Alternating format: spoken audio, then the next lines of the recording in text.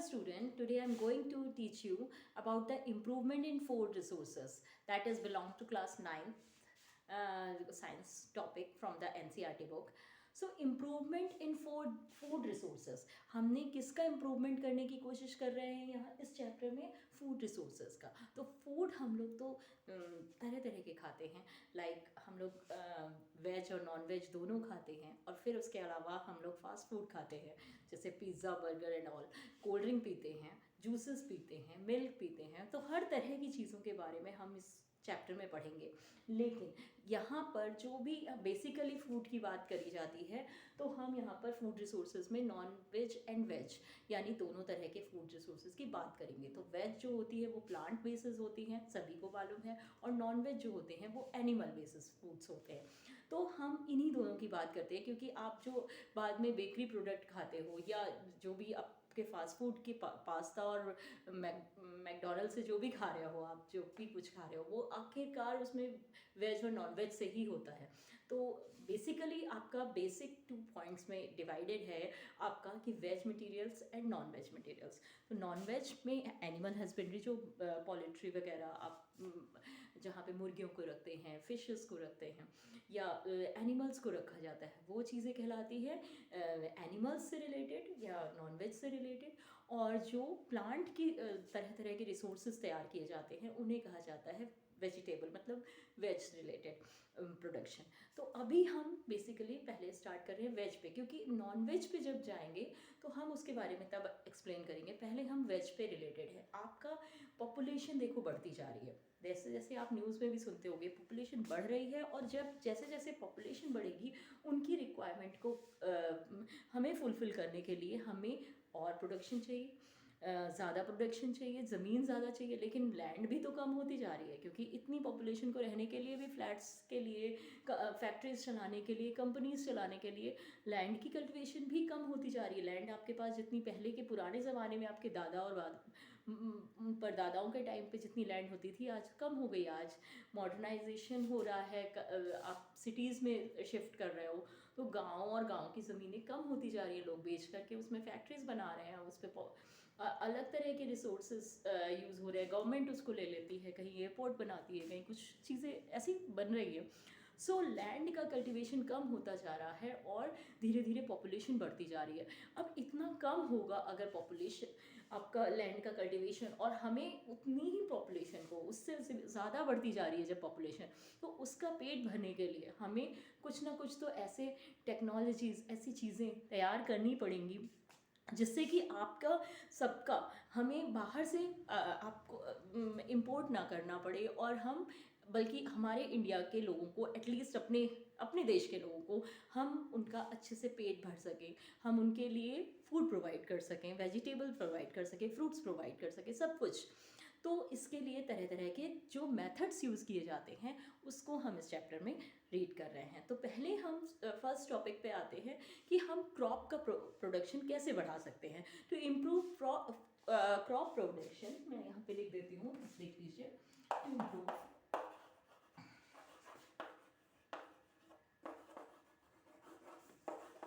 Crop production we need 3 steps. Basically 3 steps तो होने ही हैं। क्या है 3 स्टेप? नंबर 1 कि पहला तो आपका याद होना चाहिए कि सीड की क्वालिटी एकदम हाई क्वालिटी का हो। जहाँ आप बीज लगा रहे हैं वो आधे ऐसे नहीं कि किसी में घुन लग गया हो, किसी में कीड़े लग गए हो, कोई बारिश के कारण सोख हो गया हो, या कुछ भी खराब हो गए हों, ऐसे बीज लगा के ज़मीन में फ़ायदा तो है नहीं। तो सबसे पहले सीड्स की क्वालिटी, जैसा अच्छा सीड होगा उतनी ही अच्छी क्रॉप निकलेगी, उतनी ही अच्छी चीज़ें आपकी प्रोडक्शन में आएंगी। तो number first we need a good quality seed.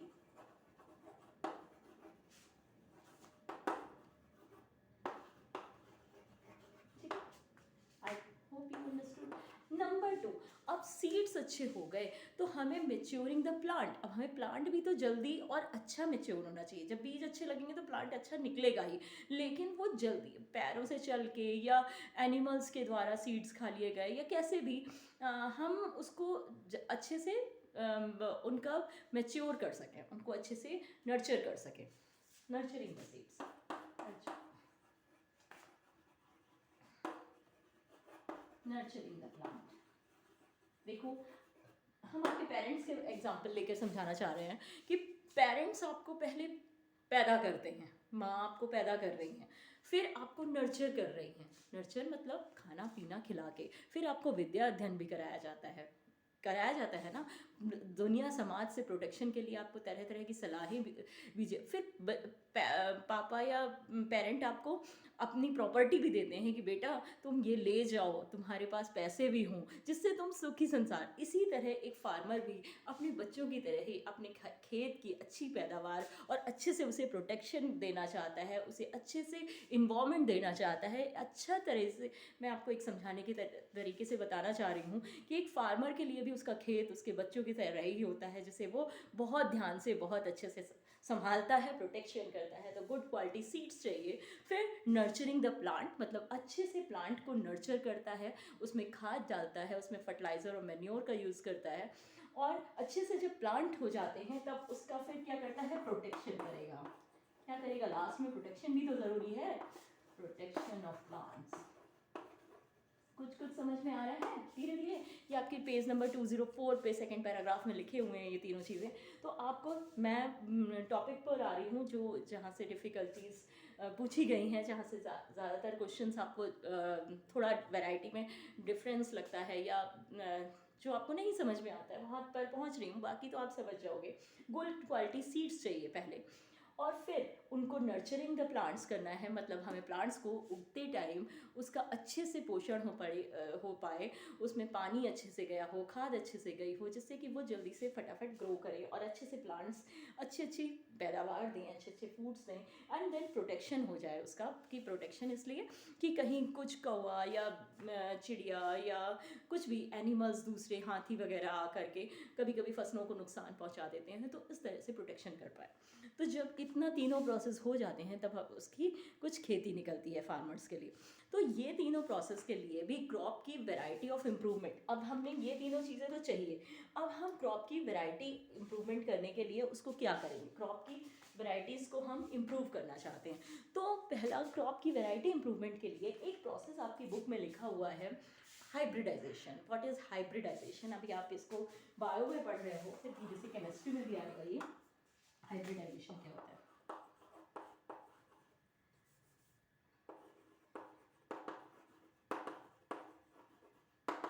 Hybridisation क्या होता है कि जब दो डिफरेंट वेराइटीज़ के प्लांट होते हैं उनका इस तरह से क्रॉस कराया जाता है। देखिए हमने 8th क्लास में भी थोड़ा बताया है बच्चों को, आपको भी थोड़ा एक बार एक्सप्लेन कर रही हूँ। जैसे बहुत सारे रोज़ की वेराइटीज़ है आजकल, रेड रोज़ ही नहीं, वाइट, पिंक, येलो, ऑरेंज, तरह तरह की वेराइटीज़ के रोजेज़ मिलते हैं। सपोज मैं एग्जांपल रोज़ का दे रही हूँ बिकॉज आपको जिससे कि क्लियर हो थोड़ा सा।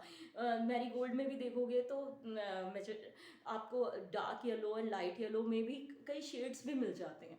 तो तरह तरह के फ्लावर्स में भी आपको वैरायटीज़ मिलती हैं। तो ये वैरायटी कैसे हो रही है, मैंगो में जाओगे मैंगो की वैरायटीज़ बहुत होती है, गुआवा में जाओगे गुआवा की वैरायटी, इस तरह से तरह तरह के प्लांट्स में तरह तरह की वैरायटीज़ होती हैं। तो ये वैरायटी कैसे हो जाती हैं, क्योंकि कभी कभी जो फार्मर्स में भी जो साइंटिफिकली जिन्होंने स्टडीज़ की होती है वो वैरायटी को वही क्रॉस करवाते हैं। मतलब बता रही हूँ मैं कि जैसे आपने हाइब्रिडाइजेशन के टाइम पे हम बता रहे हैं रोज़ के बारे के में एग्जांपल देते हैं। लेट्स सपोज कि ये रेड रोज़ का स्टेम है, ठीक है, स्टेम के थ्रू ही उसमें वैरायटीज़ होती हैं रोज़ में। तो ये है रेड रोज़ का स्टेम, ठीक है।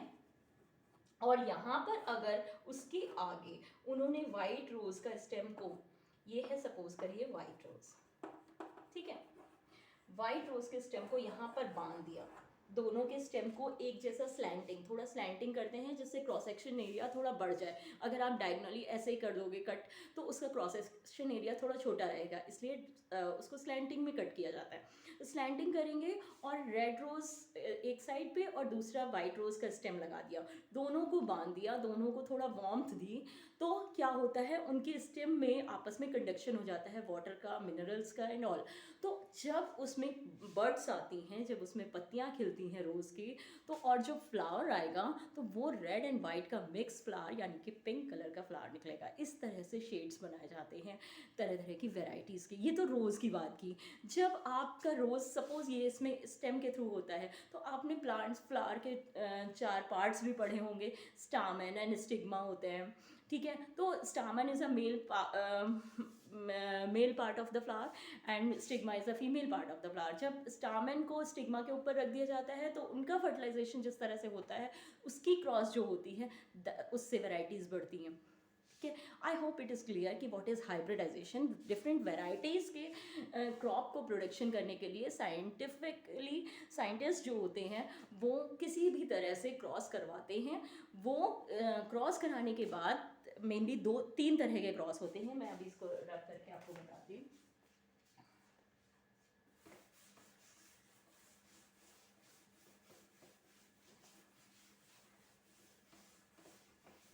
देखिए, हाइब्रिडाइजेशन में मेनली 3 टाइप्स के क्रॉस कराए जाते हैं।